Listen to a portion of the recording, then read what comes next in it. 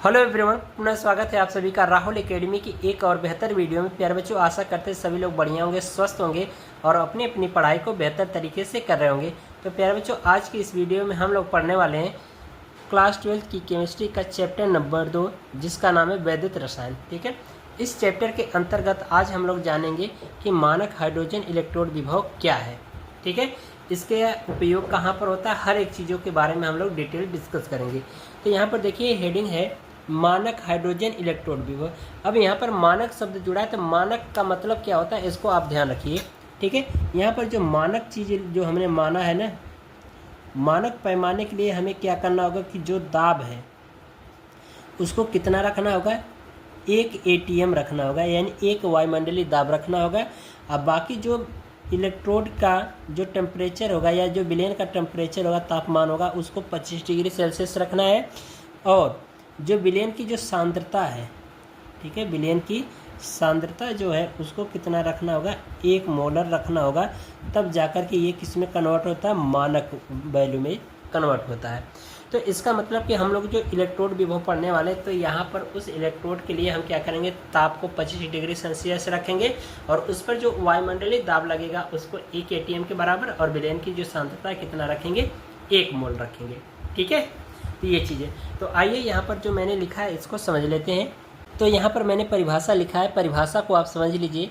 इसमें कहा जा रहा है कि मानक हाइड्रोजन इलेक्ट्रोड प्राप्त करने के लिए शुद्ध हाइड्रोजन गैस को 1 वायुमंडलीय दाब पर 1 मोल इनवर्स सांद्रण के एक हाइड्रोजन आयन वाले विलयन में प्लेटिनम धातु के संपर्क में प्रवाहित किया जाता है। यानी कि इसके कहने का मतलब ये है कि हम लोग क्या करेंगे कि हाइड्रोजन इलेक्ट्रोड अगर प्राप्त करना है तो उसके लिए हम क्या करेंगे, शुद्ध हाइड्रोजन गैस को हम कितना वायुमंडलीय दाब पर रखेंगे, 1 वायुमंडलीय दाब पर रखेंगे। बाकी उसकी जो सांद्रता रखेंगे कितना, 1 मोल प्रति लीटर कहिए या 1 मोल इनवर्स कहिए। ठीक है, इतना रखना है।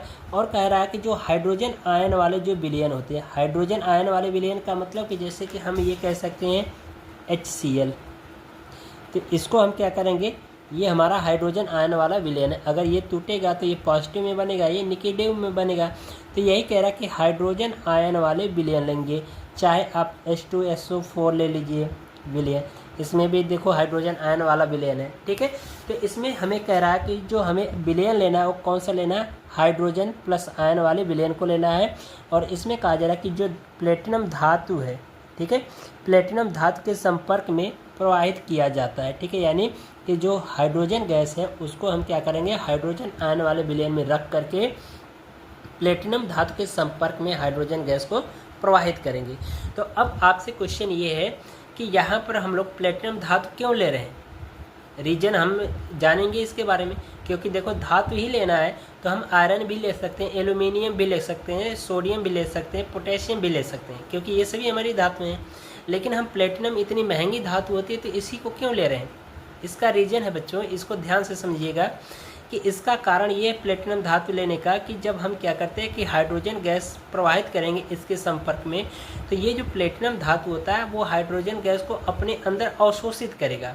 और जब अवशोषित करेगा तो उस प्लेटिनम धातु के ऊपर क्या होता है, एक हाइड्रोजन की लेयर बन जाती है, जिसके कारण वह हमारी जो धातु होती है प्लेटिनम धातु, वह इलेक्ट्रोड यानी हाइड्रोजन इलेक्ट्रोड का कार्य करने लगती है। तो इसीलिए कहा जा रहा है कि हाइड्रोजन इलेक्ट्रोड विभव। मानक के लिए मैंने वैल्यू बताया, ठीक है, मानक के लिए वैल्यू बताया मैंने, यानी कि जो दाब कितना लेना है, 1 ATM लेना है। ठीक है, ताप जो लेना है वो 25 डिग्री सेल्सियस लेना है।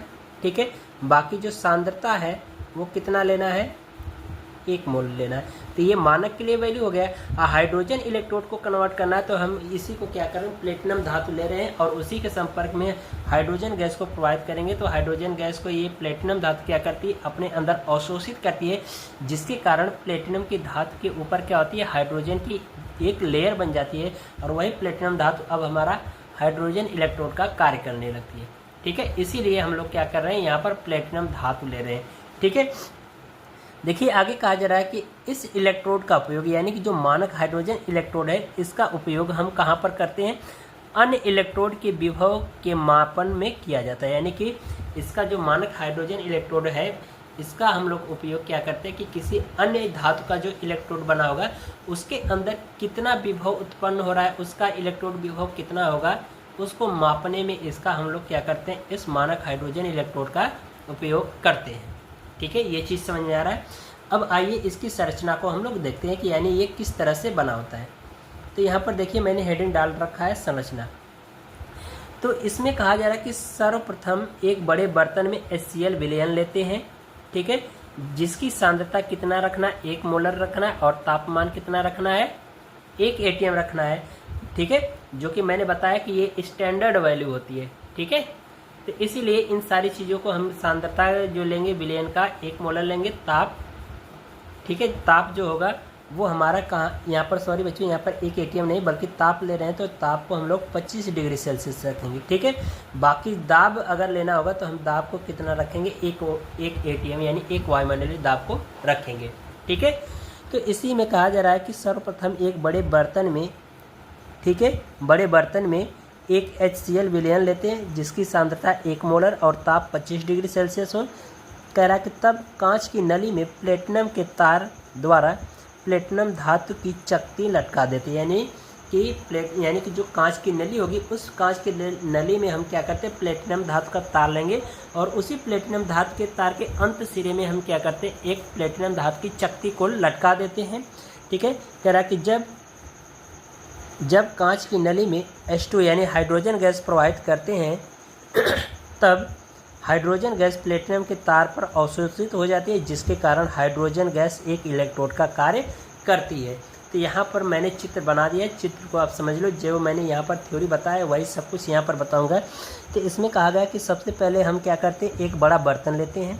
तो यहाँ पर मैंने देखा यहाँ पर कि हमने क्या किया कि एक बड़ा बर्तन लिया है और इस बड़े बर्तन में हमने क्या भर रखा है, HCl विलयन भर रखा है।